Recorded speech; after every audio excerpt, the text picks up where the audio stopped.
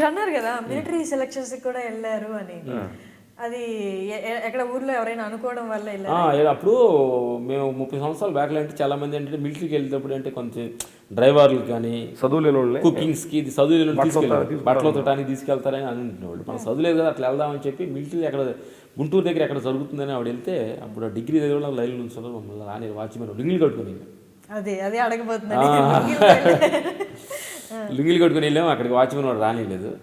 తిరిగి వచ్చి ఎట్లా బయటికి వెళ్ళాలని టెన్షన్ పడిన టైంలో సినీ ప్రపంచం వెల్కమ్ చెప్పిన కళామ తల్లికి. మీకు ఎవరు చెప్పలేదా ఇలా సెలక్షన్స్కి వెళ్తున్నారు, ఇలా వెళ్ళాలి ఇలా అని? అంటే లుంగీలో వెళ్ళిపోయారంటే ఎవరికి చెప్పలేదా మీరు బయటికి వెళ్ళాలి?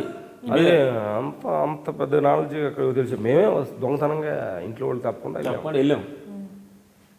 అలా వెళ్ళాక తెలిసింది మనకంత ఇది లేదని, అవైలబుల్ లేదని. కొన్ని అనిపించాలి మనమే స్వయంగా. మంచి మందిలో చెప్పుడు మాటలు ఆగిపోకూడదు జీవితం. దాన్ని కూడా కొంచెం చూడాలి. ఏది మా దెబ్బ మనం తగలాలి. పిల్లోడిని కాలుతున్నాయి కాలుతున్నాను అనుకోండి, చెప్తే కాలితే అప్పుడు ఆడు కాలేదు కానీ ఆవిడే వస్తుంది. మా జీవితానికి అదే చూస్తాం. పత్తి మేము ఊరు మాట మా అమ్మ పత్తిది అది ఆ కష్టాన్ని మేము రుచి చూసి ఇది కరెక్ట్ కాదని రెస్ట్ తిరుగుతాం. అమ్మ అడగబోవద్దు, ఇది చేయొద్దు అంటే అసలు కాదు. నీ మాట మేము చూడాలి. దాని టేస్ట్ ఏంటి, కష్టం ఏంటో మేము చూడాలి, సుఖం ఏంటో మేము చూడాలి. నువ్వు చెప్తే ఎట్లా, నువ్వు తింటే కడుపు నిండుది కానీ మేము తింటే నిండుద్ది ఏంటి అట్లా అనుభవం రాదు. మన కాల్చుకు వస్తేనే అనుభవం. నెక్స్ట్ చెప్పండి.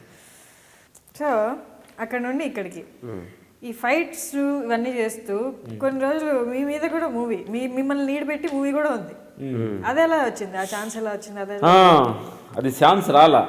మేము తెలిసి పక్కన ప్రతి ఏ ఛాన్స్ కూడా మనిషికి రాదు, మనం తెచ్చుకోవాలి. చాలా మంది లక్ అంటారే, లక్ అంటారు. మేము అసలు నమ్మం. అది బ్యాడ్ లక్ కాదు, గుడ్ లక్, బ్యాడ్ లక్ కదా మాట అనకూడదు. మేము తమిళనాడులో ఎక్కువ ఫైటర్గా ఉన్నప్పుడు చాలా మంది తమిళనాడు పార్థిపన్, రాజకిరణ్, భాగ్యరాజు వీళ్ళంతా ఏంటంటే అసిస్టెంట్ డైరెక్టర్స్ అంతా వాళ్ళే స్టోరీ రాసుకొని వాళ్ళే హీరోలుగా యాక్ట్ చేశారు. ఇప్పుడు తమిళనాడు మన ఎందుకు హీరోలు యాక్ట్ చేయకూడదు? మనకే వాళ్ళ చేతులు ఉన్నాయి, మన రెండు కళ్ళు ఉన్నాయి కదా, వాళ్ళు ఎక్కువేంటి మనం తక్కువేంటి అని స్టార్ట్ అయ్యింది. అప్పుడు వెళ్ళి ఆర్హెచ్ఎస్ చూస్తే వాళ్ళంతా తమిళ్లో వాళ్ళే స్టోరీ రాసుకొని వాళ్ళే స్టోరీ ఒక డైరెక్షన్ ఈ పొడి దగ్గర చెప్పేసి సార్ ఇలా యాక్ట్ చేయాలండి, ఆ యాక్ట్ చేసి ఇప్పుడు వాళ్ళు ఏడిసి అయితే ఈ సినిమా క్యారెక్టర్ నువ్వు భలే ఉండా ఎన్వే చేయన్నాను చాలామంది ఇంటర్వ్యూలో మేము అన్నాం తమిళ్లో. నల్లా కథ சொல்றீர் గారే நீ నడిగిరీங்களா అంటే అనేవాళ్ళు అనమాట. ఇట్లా కూడా చెప్పొచ్చు అనుకున్నాం. అప్పుడు మేము ఏం చేసామంటే చెన్నైలో ఉన్నప్పుడు ఒక అసిస్టెంట్ డైరెక్టర్ని ఆయన ఎస్విడి బూత్లో పనిచేసాడు నల్లసింహ అని. నైట్ డ్యూటీ అవుతుంది, డేలో వచ్చి ఖాళీ ఉండదు. మేము ఒక స్టోరీ కలియుగ రామలక్ష్మణ్ కథ స్టార్ట్ చేసాం. రామలక్ష్మణ్ ఒకే హీరోయిన్ ఇద్దరు లవ్ చేసింది మమ్మల్ని. దానిలో ఎలా ఎదుర్కొన్నాం ఏంటనేది ఒక సబ్జెక్ట్ రెడీ చేసేసి చిన్న హాల్ బొమ్మ రెడీ చేసేసి subject ready first K T Kunjumon, A M Ratnam పెద్ద పెద్ద ప్రొడ్యూసర్స్ దగ్గరికి అది పెద్ద పోరాటం 2-3 సంవత్సరాలు వెళ్ళి సబ్జెక్ట్ చెప్పడం ఆడటం ఇలా చేస్తాం సార్ అంటే మామూలు కష్టం కాదు. 2-3 సంవత్సరాలు చేసేసి వర్కౌట్ అవ్వాలి. ఇప్పుడు కలియుగ రామలక్ష్మణ్ సబ్జెక్ట్ని పక్కన పెట్టేసేసి మళ్ళీ ఫైటర్ కానీ చేస్తున్నాం. అప్పుడు 2001 ఫైట్ మాస్టర్ హైదరాబాద్ వచ్చాం. వచ్చిన తర్వాత ఫస్ట్ ఫైట్ హీరో లైన్ పక్కన పెట్టేసాం, ట్రై చేసాం, అదే మూత పెట్టినాను ఫైల్. ఆ తర్వాత కొన్నాళ్ళ తర్వాత ఈ కలియుగ రామలక్ష్మణ్ కాదని చెప్పి ఒక విలన్స్ ఒకళ్ళు హీరో ఒకళ్ళు విలన్ ఆ సబ్జెక్ట్ ఒక సినిమా రెడీ చేసాం. అయితే అలా ఫైల్ పక్కన పెట్టి అది ఎవరు చెప్పలా. ఇక్కడికి వచ్చిన తర్వాత ఫస్ట్ ఇట్లు శ్రవణ సుబ్రహ్మణ్యం ఫస్ట్ మాకు ఫైట్ మాస్టర్ లైఫ్ ఇచ్చిన పూరి జగన్నాథ్కి మేము థ్యాంక్స్ చెప్పాలి. ఈడియట్ అమ్మానంత 3 సినిమాలు కంటిన్యూటీగా హిట్ అనమాట.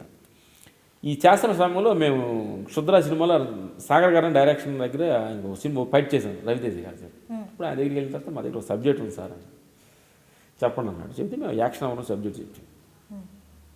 బాగానే ఉంది నీకు పొడి చూసేవారు అన్నారు.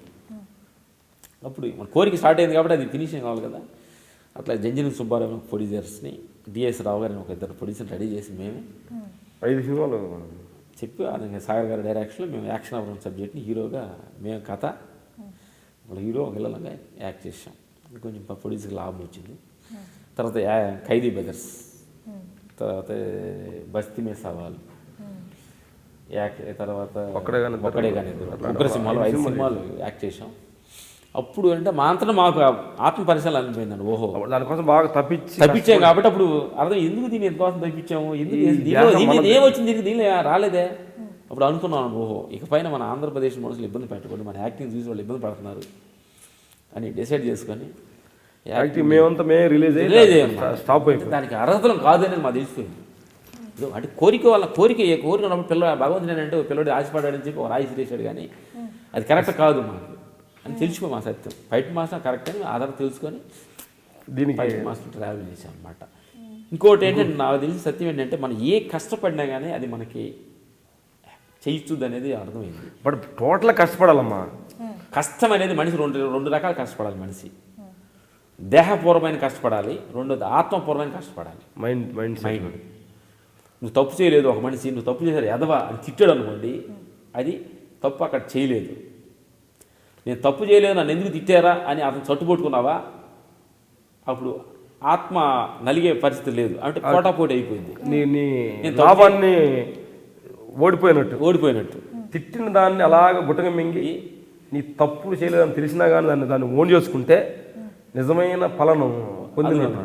అట్లాగే మా జీవితం తెలుసుకున్నది ఏంటంటే ఈ మా స్టోరీ మేము హీరోలుగా చేస్తున్న స్టోరీయే ఇప్పుడు ఫైట్ మాస్టర్ మాకు యాప్ట్ అయింది. దానికోసం ఎక్కువ కొన్ని వందల సినిమాలు చూసాం మేము హీరోలు చేయడానికి, కథ రాయటానికి. దానికోసం ఇప్పుడు దాంట్లో వచ్చి ఆ కథ గ్రిప్పే ఇప్పుడు మేము ఫైట్ మాస్టర్ చేస్తున్నప్పుడు డైరెక్టర్ కథ చెప్పినప్పుడు హీరో ఇలా వస్తున్నాడు, అలా ఎందుకు వస్తాడు సార్, ఇలా ఎందుకు రాకూడదు అంటే ఆల్రెడీ మేము దాన్ని కథ అంటున్నాడు. హీరో ఎందుకు గిడి నుంచి వస్తాడు, డోర్ తీసి ఎందుకు వస్తాడు, పైన ఎందుకు దిగితే ఏంటి కొత్తగా ఉండదా అని క్వశ్చన్ అన్నప్పుడు అడగడానికి మాకు ధైర్యం ఎందుకుందంటే ఆ కథలో మేము బేస్ అలా ఫాలో అయ్యాము. చూసి వచ్చారు కదా. అందుకని అందరూ డైరెక్టర్ మేము వర్క్ చేసే వాళ్ళు అందరూ మాకు కథ చెప్తారు. మేము మాకు తెలిసిన సత్యాన్ని ఇలా బాగుంటుంది, అలా వస్తే బాగుంటుంది, ఇలా అని చెప్పి వాళ్ళు కొన్ని తీసుకుంటారు, వాళ్ళు చెప్పి మేము కొన్ని తీసుకొని మా జీవితాన్ని ఇప్పుడు ఏంటంటే మేము ఫైట్ మాస్టర్స్గా కొంచెం రన్ త్రూ అవుతున్నాం. ఏంటంటే ఎమోషనల్స్ కొంచెం మేము డ్రాప్ చేయాలి. ఎమోషనల్ అనేది ఎప్పుడు ఉంటుంది. లవ్, ఎమోషనల్, సెంటిమెంట్, ఈ మూడు లేదే మన సినిమా తీసాం. ఎంత లేటెస్ట్కి వెళ్ళినా కానీ ఆ కథతో ఎమోషనల్గా ట్రావెల్ చేస్తారు. దాంట్లో ట్రావెల్ చేసుకుని ఫైట్ మాస్టర్ ఈరోజు మేము, నేను మీ రాముని, నేను మీ లక్ష్మణ్ని, మీ రాము, నేను లక్ష్మణ్ని. త్వరలో మా ఇంటర్వ్యూ, మా అనుభవాలు మీరు పంచుకొని మీకు నచ్చితే ఏదో ఒకటో మాట రెండు వాడుకొని మీ జీవితాలు మీరు ఆనందంగా ఉండాలని మనస్ఫూర్తిగా కోరుకుంటున్నాను. Thank you.